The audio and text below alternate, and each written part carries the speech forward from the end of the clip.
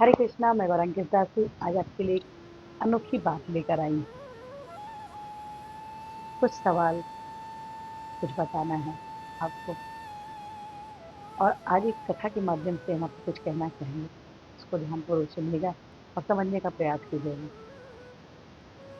जब हम मंदिर जाते हैं तो हम मंदिर किस लिए जाते हैं?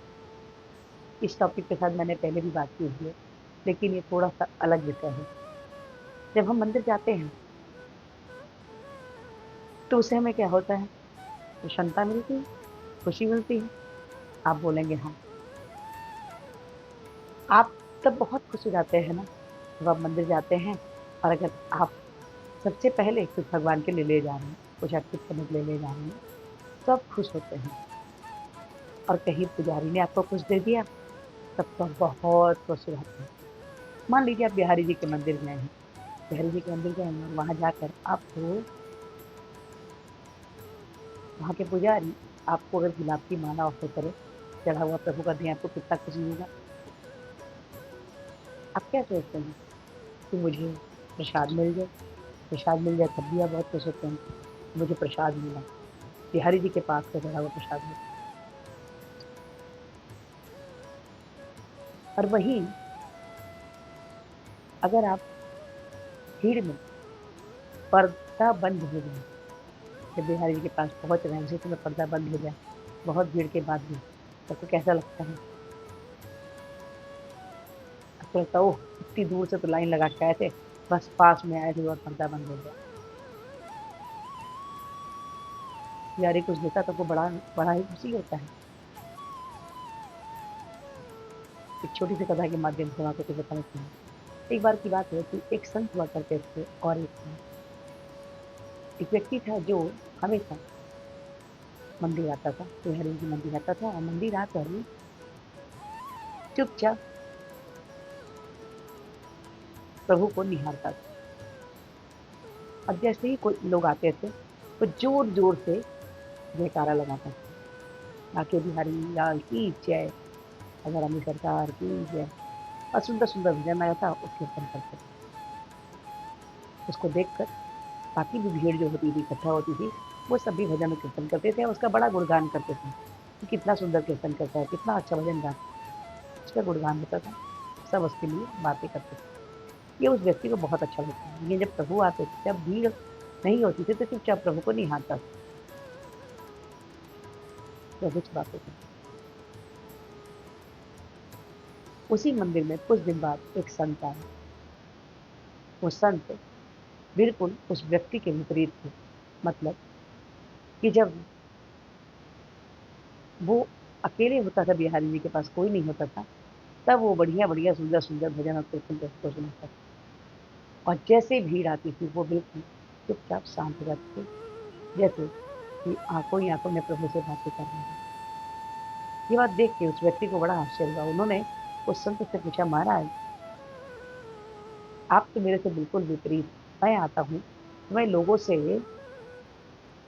के आने के बाद में जयकारे लगाता हूँ, लोगों को कीर्तन करता हूँ, लोगों को अच्छा लगता है। लेकिन आप, जब भीड़ आती है, तब आप शांत हो जाते हैं, बिल्कुल बात नहीं करते। कोई कुछ पूछता है तो थोड़ा बहुत आप बता देते हैं, नहीं तो आप जब मंदिर में अकेले रहते हैं, तब आप प्रभु को कीर्तन सुनाते हैं। तो कौन सुनता है आपका कीर्तन?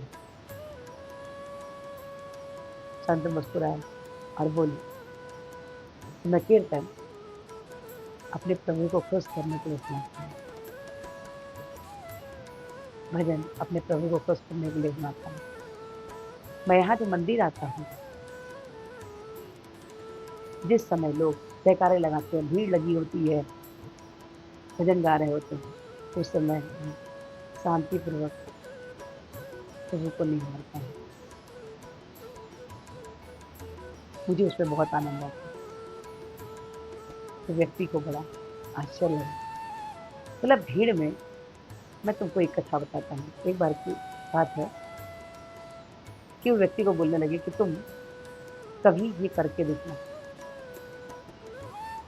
व्यक्ति एक दिन सुबह आता है, कहते हैं कि एक व्यक्ति आता है और सुबह सुबह वो आके अपनी चप्पल को एक टेबल के नीचे रख देता है मंदिर के बाहर। मंदिर के अंदर आता है, बहुत भीड़ रहती है, बहुत भीड़ रहती है। कोई व्यक्ति बोलता है कि आने के बाद उसका ध्यान लगातार उसके महँगे चप्पल पे था। आज भीड़ बहुत आ गई मंदिर में, कहीं ऐसा ना हो मेरी चप्पल तो चोरी नहीं हो जाएगी, मेरी चप्पल तो चोरी नहीं हो जाएगी। लेकिन जब बाहर आता है और देखता है टेबल के पास एक व्यक्ति खड़ा है, बड़ा ही शांत चेहरे का है, बड़ा ही सौम्य, बहुत ही सुंदर, वो चप्पल वहीं रखा हुआ था। वो चप्पल पहन के वो बड़ा प्रसन्न होता है, क्योंकि उस व्यक्ति को देख रहा था। तो ये बात जब वो अपने संत को बताता है आने के बाद, सपने की बात होती है, जब वो संत को बताता है, तो संत बोलते हैं, इस सपने का मतलब है कि जो तुम्हारा चप्पल वहाँ देख रहा था, वो और कोई नहीं, हमारे प्रभु थे, प्रभु श्री कृष्ण थे। जब तुम मंदिर के अंदर आए और तुम्हारा ध्यान भटका, तुम्हारी चप्पल बाहर पड़ी हुई है, उस समय सपने में जो तुम्हें दिखे, वो और कोई नहीं, प्रभु थे। जब तुम प्रभु के भरोसे चले हो, जब तुमने प्रभु का आसरा ले लिया है, प्रभु श्री कृष्ण के आसरे हो गए, तो वो फिर तुम्हें चिंता किस बात की? तुम सिर्फ प्रभु का आसरा लेने के कारण तुम्हें किसी भी चीज़ की चिंता करने की ज़रूरत नहीं, सभी चिंताएँ हमारे प्रभु श्री कृष्ण स्वयं करते हैं। आपको किसी भी तरह का कोई कष्ट ना हो, इस बात का ध्यान हमारे प्रभु श्री कृष्ण रखते हैं। अगर आप ईमानदारी रखती हैं,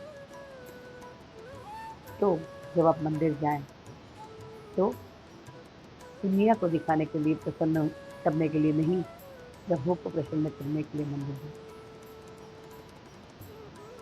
प्रभु प्रसन्न होते हैं आपके सच्चे हृदय से।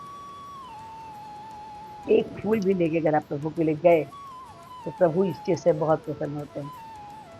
प्रभु को कोई दिखावा नहीं चाहिए होता है, आपकी सच्ची भावना, सच्चा हृदय चाहिए होता है, और आपका विश्वास प्रभु पे कभी भी टूटना नहीं। ये अनोखी कथा और अनोखी बात आपको कैसी लगी? अच्छी लगी हो तो लाइक कीजिए, शेयर कीजिए, सब्सक्राइब कीजिए, और इस वीडियो को मैं प्रार्थना की हमारे पूज्य आचार्य श्री प्रभुपाद में हरे कृष्ण हम अपने बोले मुझे कुछ इस प्रकार से, हरे कृष्ण कृष्ण कृष्ण हरे हरे, हरे राम राम राम हरे हरे। तो हरे कृष्ण महामंत्र की कृष्ण के सबसे प्रिय बच्चे बन जाइए। तो आज से एक माला जपिए, अच्छा लगता है तो 2, चाहे 4, चाहे 6, चाहे 8, चाहे 16 माला पे आइए।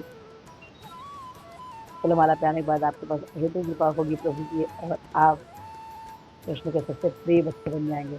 तो आज से ही एक माला जपना चालू कर दीजिए। हरे कृष्ण, राधे राधे।